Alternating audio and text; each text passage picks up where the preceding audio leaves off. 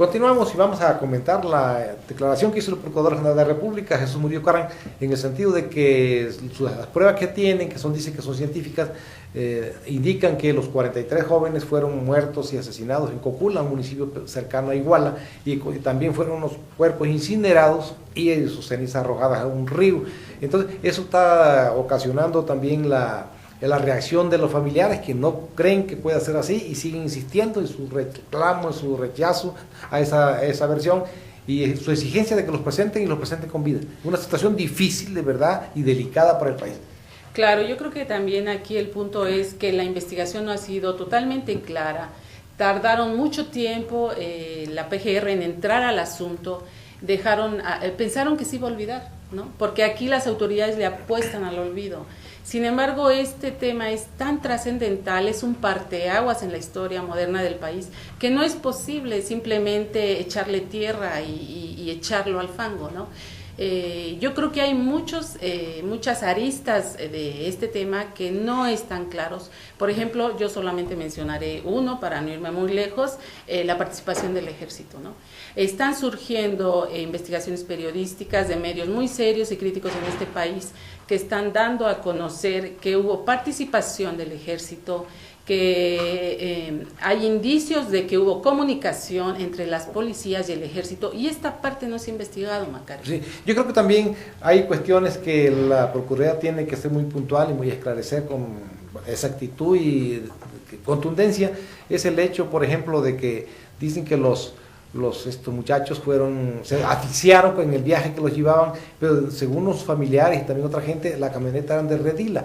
O sea, nadie se puede asfixiar en un transporte de ese tipo, ¿no? Habría que verlo y eso tiene que esclarecerlo muy bien.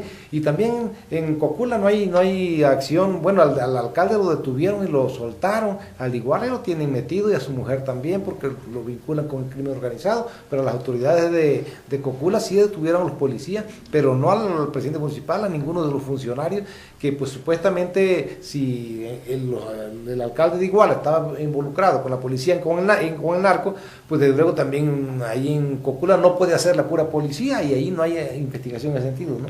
Claro, yo puedo entender, todos podemos entender el dolor tan profundo de estos padres de familia, su exigencia, claro, de que aparezcan con vida.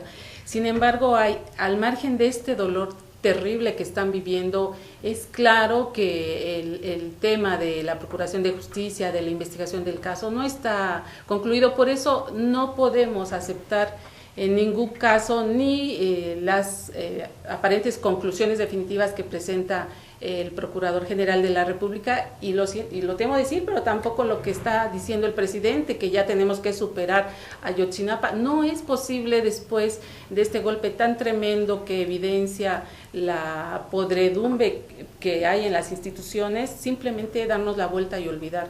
Se debe de llegar a la profundidad de los hechos, se debe de llevar la investigación al final, caiga quien caiga, y esto implica necesariamente, por lo que se está viendo, soldados que participaron, que estuvieron ahí, gente de la Policía Federal que también estuvo ahí. No conocemos, por ejemplo, Macario, tampoco las declaraciones del alcalde de Iguala, por ejemplo, no las conocemos, no conocemos las declaraciones de su esposa, que fue la que directamente dio la orden junto con él para que se persiguiera a los normalistas, que se les castigara, digamos. No conocemos esa parte. Para mí, Macario, pareciera que se quieren esconder algunos aspectos del nivel de responsabilidad de algunas autoridades. En todo caso, pues está también el problema adicional de la falta de credibilidad en las instituciones, y desde luego, por ejemplo, tiene que esclarecer bien si es posible que en 6 horas, no 15 horas, no sé cuánto duraron la fogata que incineró estos cuerpos, si es posible científicamente desaparecer totalmente los cuerpos, ¿no? Eso también tiene que aclararlo. Claro, sí. Ya ves que hay por ahí un estudio científico de un profesor de la UNAM que es especialista en el tema, y dijo que no era posible carbonizar 43 cuerpos en ese lapso de horas, ya que se requeriría una enorme cantidad de leña para hacerlo. Entonces, pues hay muchas dudas. O sea, claro, la cuestión está grave porque si no, la gente no acepta la verdad legal que presenta la Procuraduría, pues van a seguir el conflicto, ¿no? De inconformidad. Claro. Y de luego brevemente queremos comentar también, volviendo al tema de los delitos, la organización de Isabel Miranda de Gualas, que es Alto al Secuestro, dice que los delitos en 2014 crecieron 30%, no bajaron 18% como sostienen las autoridades. En el país, esto es en el país, y dice que esto se debe a que no contabilizaron las denuncias que se presentan en la Procuraduría General de la República. Los datos que manejan corresponden exclusivamente a las Procuradurías de los estados, y efectivamente en esas Procuradurías esos datos sí reflejan una disminución, pero si se van y toman en cuenta los de la Procuraduría, porque son delitos denunciados también, entonces crecieron 30%. Claro, también quizás habría que tomar, y porque la misma Isabel Miranda de Gualas lo ha comentado, yo hablé con ella cuando surgió el tema de los secuestros en Valle de Bravo, no sé si lo recuerdas, sí, en julio pasado. Ella me comentaba que aparte de los delitos que llevan a la PGR, los que se denuncian en el Ministerio Público del Fuero Común, hay una cifra negra de secuestros que no se denuncian. O sea, a todo esto, aparte hay que agregarle todos aquellos que tienen miedo debido a las amenazas que reciben de las bandas para no denunciar. Entonces, pues es gravísimo lo que está ocurriendo. Claro, y yo creo que las autoridades tienen que ser muy rigurosas y pues muy veraces, incluso pues no sé si hay descuido o deliberadamente se maniobró para que pareciera que habían bajado los delitos, pero en un caso u otro es grave porque esos delitos sí se cometieron y sí se denunciaron. Estamos hablando de los delitos que se denunciaron, ¿eh? Aquí en este caso no las cifras negras, los que no se denunciaron, simplemente Isabel Miranda reclama y exige que se tomen en cuenta, se contabilicen junto con los de las Procuradurías de los estados, los delitos, las denuncias de secuestro que se presentan en la Procuraduría General de la República.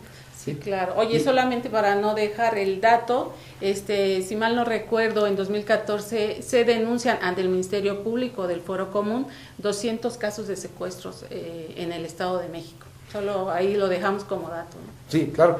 Y desde luego también queremos comentar un desplegado que publicó hoy en un diario de circulación nacional a una plana entera los usuarios del circuito exterior mexiquense, una autopista de cuotas urbana en el norte, en la zona conurbada del Distrito Federal, pero corresponde al Estado de México. Dice que el gobierno le dio una prórroga de esa concesión que termina hasta el 2051.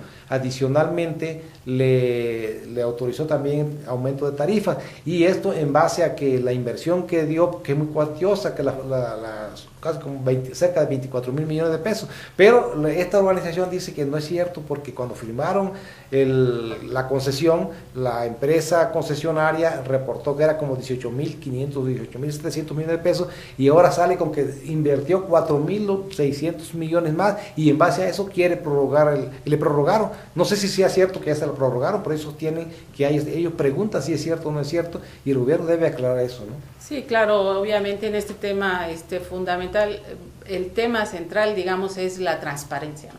Claro. La transparencia en el proceso de licitación, que es algo que estamos viendo a nivel nacional, otros asuntos, ¿no?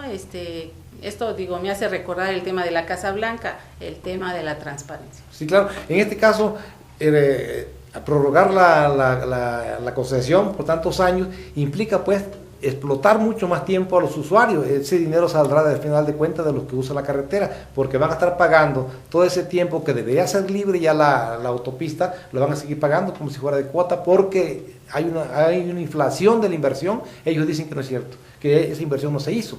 Claro, yo creo que deben de aclararlo, porque a final de cuentas es el bolsillo del ciudadano el que más resiente esto. Oye, y además, Macario, o sea, hasta el 2050, o sea, ¿de qué tipo de contratos estamos hablando, no? Yo ahorita estoy recordando los que hizo el exgobernador Enrique Peña aquí, estos servicios, estas distintas obras que concesionó a 30 años, pero ahora estamos viendo que estamos hablando de una obra que se concesiona hasta el 2050, o sea, es necesario que aclaren en qué términos se firmaron esos contratos, cuáles fueron los beneficios para la población del Estado de México, cuáles son los de la empresa, cómo se van a hacer las liquidaciones, las mensualidades, porque ya sabes que ahora es por arrendamiento, entonces son mensualidades. Yo creo que falta claridad en esta y en muchos otros casos. Sí, efectivamente. Bueno, terminamos este bloque y vamos y regresamos.